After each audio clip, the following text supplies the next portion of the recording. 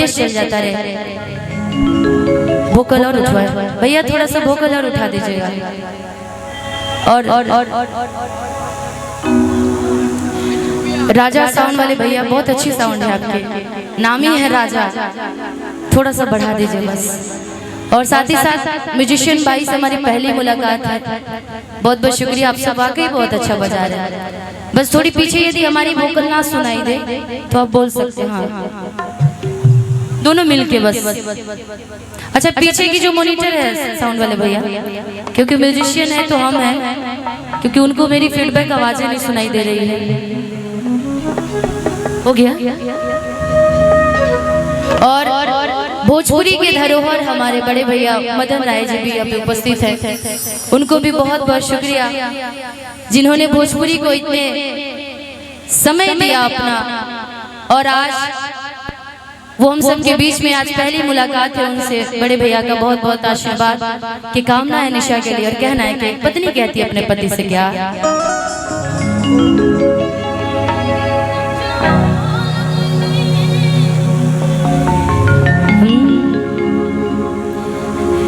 कि जाएगे तो चल गई,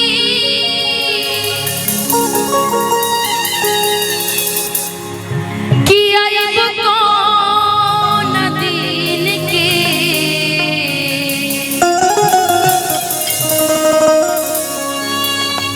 पहले के समय रहे कि हर पत्नी के पति पूरब नगरिया की तरफ कमाए जाते रहे लोग।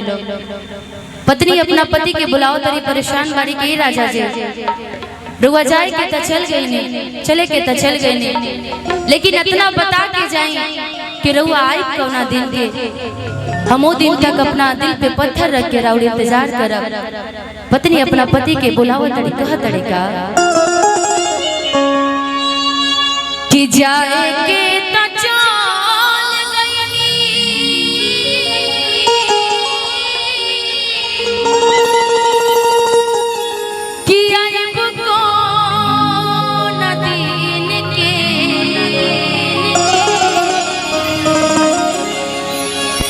राजा जी कि जाएगे तो चल गई,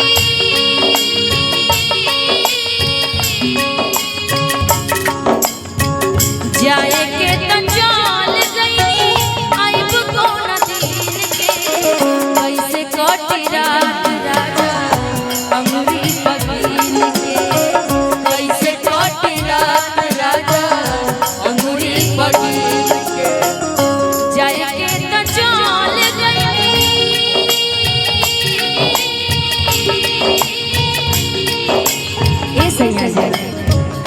जाएगे तो चल गई,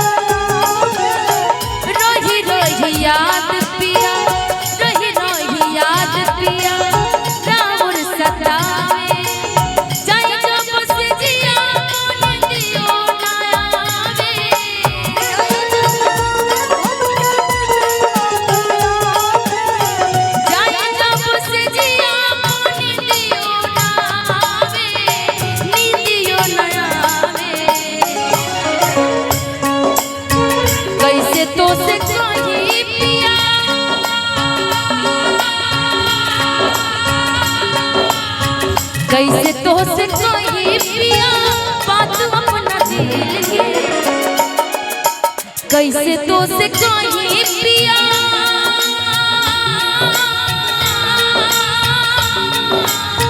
कैसे तो से कहीं पिया बात अपना दिल के, कैसे कटी रात राजा जी अंगूरी पकीन के, कैसे कटी रात राजा जी अंगूरी पकीन के।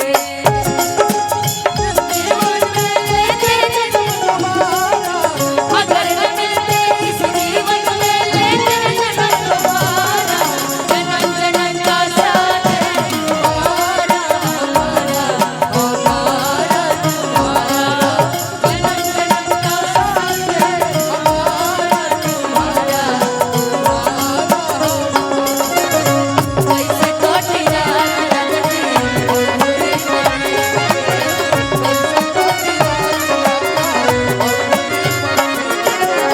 पत्नी कह तरी के सुनी, हम जाना तनी रहुआ पैसा कमाए खातिर गइल बानी, और जितना दुख पत्नी के होला उतना ही दुख पति के भी होला। एक लड़का बने में कि रोजी रोटी कमाए के बाद घर परिवार बीवी बच्चा माई बाप पूरा परिवार के चलावे के बाद रुआ प्रदेश गइल बनी, लेकिन हम चाहत नहीं कि रुआ गाँव में आई और गाँव में आकर के बड़ा अच्छा खेती करी, किसानी बन जाए, आँख के सोजा रह तो बहुत अच्छा लगे।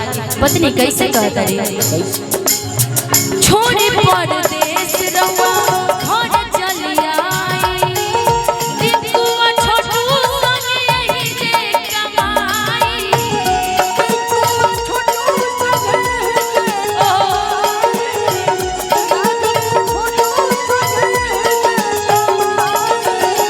छोड़ी परदेश रहुआ छोड़ी परदेश रहुआ घर चली आई, टिकुआ रतन संगे घर ही कमाई,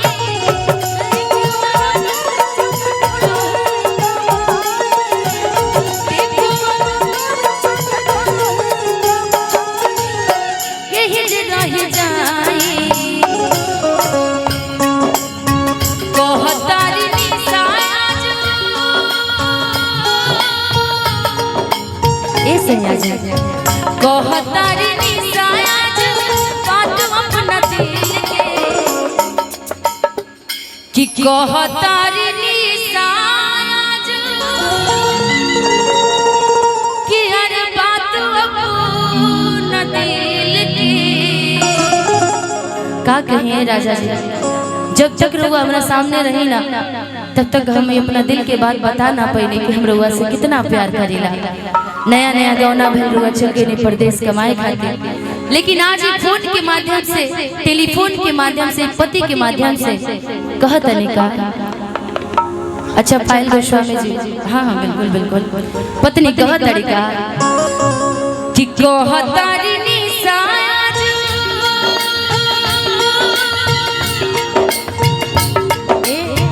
कहतारी निसाज बात अपना दिल के, कैसे कटी रात राजा जी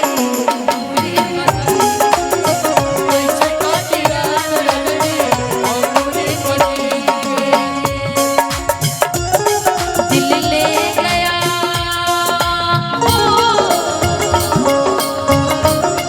परदेसी हाय रोकना, दिल ले गया परदेसी हाय रोकना, क्या होगा होगा हाय सोचना, क्या होगा होगा हाय सोचना, दिल ले गया दिल ले गया परदेसी हाय रोकना, क्या होगा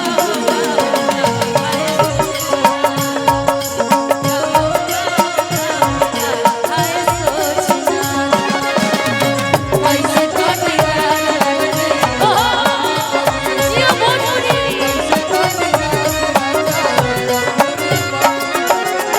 रोही रोही याद पिया मालिकी रहुआ याद सताई अपन परदेशी बलम के, हाँ तो कैसे बुलाए कैसे एक बड़ी चुनरिया रख ली हाँ हमार तो छोटा पड़ जाता है ना, तो हमहू रखते हैं। हाँ बिरहीन बने के बारे में कैसे कटी रात राजा रोही रोही याद पिया रावण सतावे जाय जब से जिया मन दियो ना आवे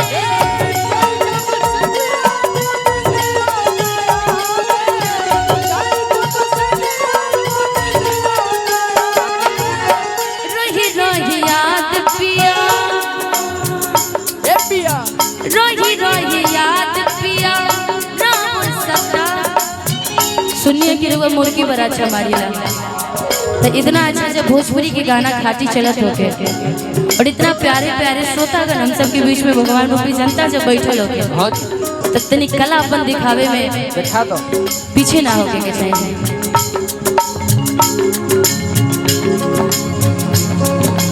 मुझे लोग जानते हैं, मुर्गी स्टार से ही लोग मुझे जानते हैं। तो मेरी मुर्गी 3-4 प्रकार की होती है, तो मैं चाहूंगी कि आप लोग भी देखें मेरी मुर्गी और आप साझा करें। हाँ गाना में मुर्गी मर्द के बाल के चुड़की ये जब ना होके तो फिर अच्छा ना लगे ना जी। ऐसे हमरा तो करे ना आवेला, लेकिन जब वो लोग के देखे तो वाकई भगवान हमेशा वो लोग के बनाए रखा। अच्छा अच्छा हाँ थोड़ा बैठ जाइए थोड़ा। अच्छा 10 मिनट बाद अच्छा ठीक बा, कुछ अतिथि लोग आइल बा, थोड़ा देर बैठ जाइए कहे के बाद। रोही रोही याद पिया रावण सतावे जाय जब से जिया मन दियो ना आवे जाय जब से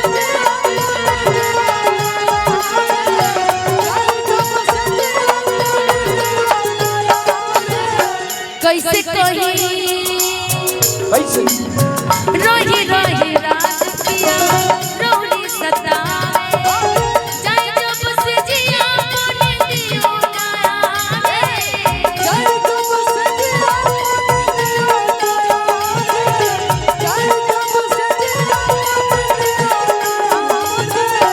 बड़ी तड़पावे कैसे कहीं बात पिया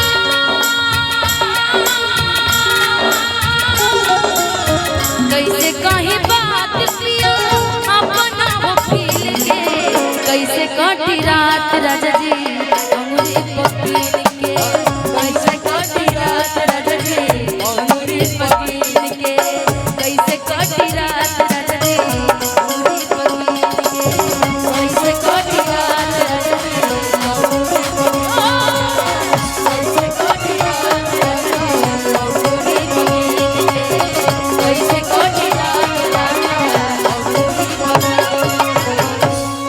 कि जाए के तो चल गई कि आइब कौन दिन के कि कैसे कटी रात राजा जी कि अंगूरी पकीन के। बहुत बहुत शुक्रिया, बहुत बहुत धन्यवाद।